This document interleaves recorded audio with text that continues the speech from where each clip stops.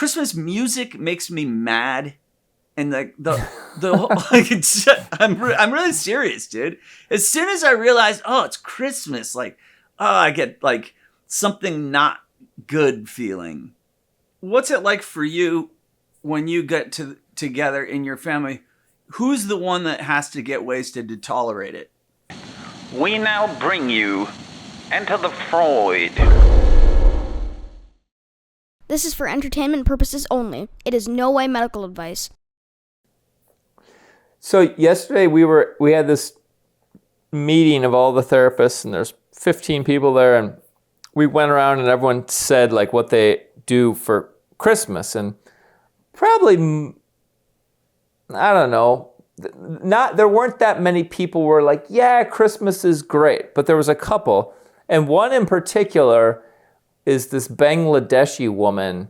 So, you know, she's Muslim, so she doesn't really celebrate Christmas, and she grew up in Bangladesh, and they don't celebrate Christmas at all, but she lives here in Minnesota, and for some reason she has a lot of Bangladeshi friends here. Yeah. And she says for Christmas and for New Year's, they all get together and family comes and stays in their house, and it sounds like a giant fucking like week-long party. And she says it's just the greatest thing ever, and they just have endless fun, and she's so excited, and they get together and do music performances, and there's people staying at her house, and all the kids are playing, and it just sounded like fucking paradise. Wow. And it was so weird because it was in juxtaposition from other people that were like, Christmas sucks, my family sucks, I try to stay away from my family as much as possible. And I just was like, fuck, man, maybe we need to figure out the formula of what makes for a super happy, fun holiday gathering and what makes for a miserable one, you know? Yeah, I love it, dude. That's a great idea. I mean, I often hear the terror of going to a family gathering is normally somebody has a very strained relationship with the patriarchy or the matriarchy, right? Yeah. And then one of them is running a hard script. Here's how it's all going to go. And if you guys don't do what we say, then there's going to be... And it's like, you know, it can be as crazy as the dad, the grandfather is going to then at some point start railing about how Trump is fucking the source of all evil. And nobody wants to hear it, right? Yep. It's the same thing. He does it every year, and it's like after 2 scotches and then boom, he starts with his thing. And it's like nobody wants to hear it. And so, and no one will tell him. Everyone just starts leaving the room, and then they dread this. It's like these unspoken contracts of nonsense. Yeah, totally. Versus this description of the Bangladesh Bollywood party. Like, what? How would you do that? How would you create that alternative universe for a family? You just like take the dad and dress him up in a ridiculous outfit so that then when he starts with his Trump thing, everyone just starts doing a dance. Like, honestly, like, what do you do? How do you get rid of this toxicity?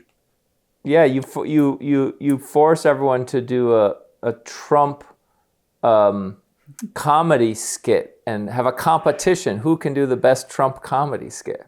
Yeah. Like, and what do you think?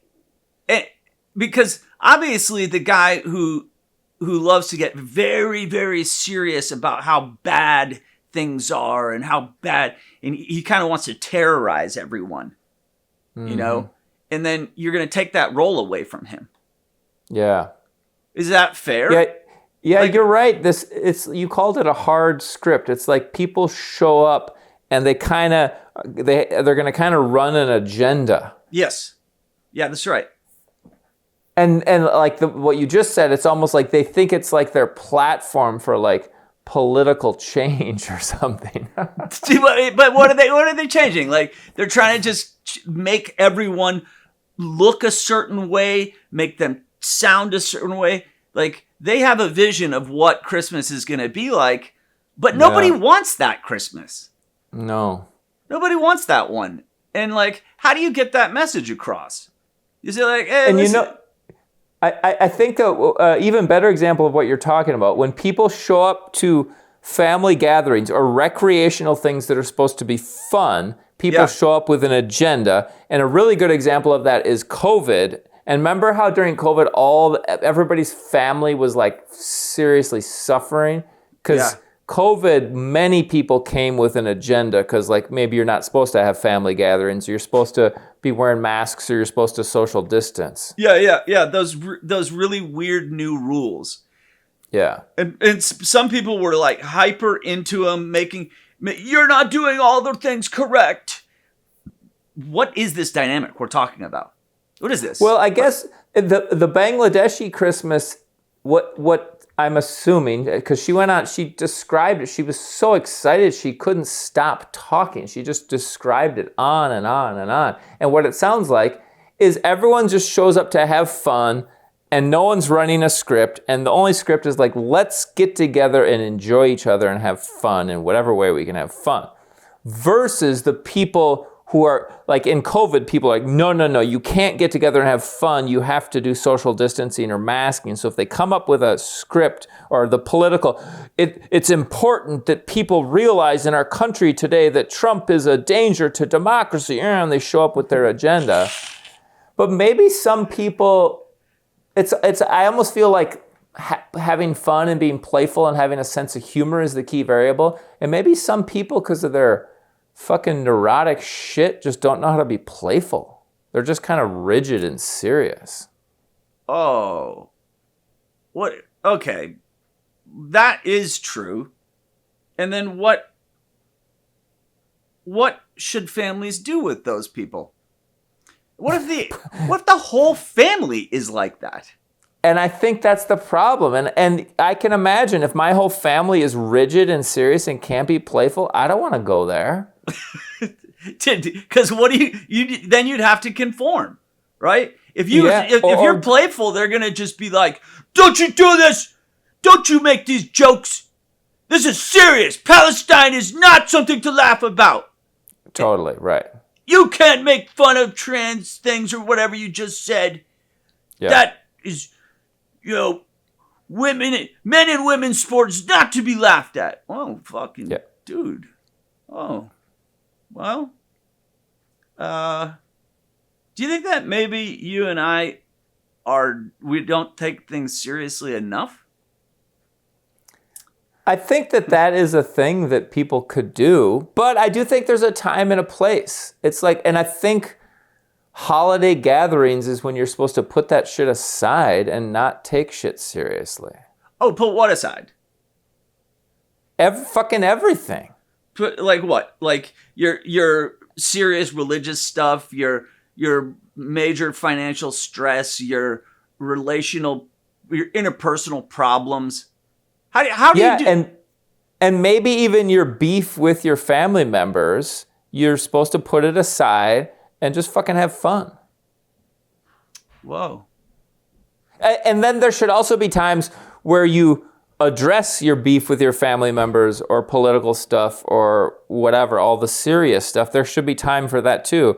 But I feel like holiday gatherings it's kind of like we're supposed to have fun. Yeah, you're right. Okay, so if you're not supposed to address those interpersonal belief related conflicts during holidays, when are you supposed to do that? Well, or you could even agree to address it for a thing, but there's this, I think a thing that has gotten lost these days is to dip into serious conversations and then to dip out.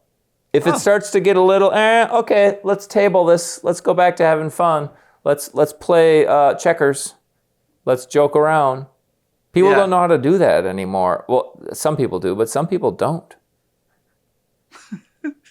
And the patriarch that wants to like preach about Trump, that dude has lost. Like what the fuck has he lost? He's like takes himself too fucking seriously. For sure he does.